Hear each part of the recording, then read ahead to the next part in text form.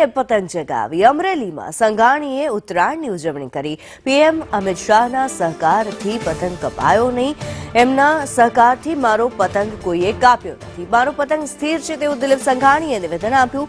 લેટરકાર્ડને રાજકીય દ્રષ્ટિકોણથી હું જોતો નથી। સરકારને બદનામ કરવાનો આ પ્રયાસ કરવામાં આવ્યો છે તેવું દિલીપ સંઘાણીએ નિવેદન આપ્યું છે। પોલીસે આ મામલે ઓવર કામગીરી કરી છે।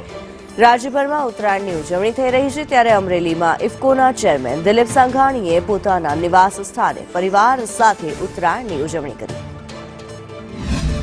મને વિશ્વાસ છે કે મૂળ કેસમાં માત્ર ફાઇલમાં જ નહીં, જે રીતની કલમો લાગી છે એ અંગે ચકાસે અને જાહેર હિતમાં જાહેર લોકોને વિશ્વાસ બેસે કે પોલીસ પોતાની ઓવર કામગીરીના કારણે સરકારને બદનામ થાય એવા પગલાઓ લઈ રહ્યા છે। ત્યારે સરકાર પણ સાવધાનીપૂર્વક આવા ઓવર પગલાં લેનારની સામે કડકાઈથી કાર્યવાહી કરે।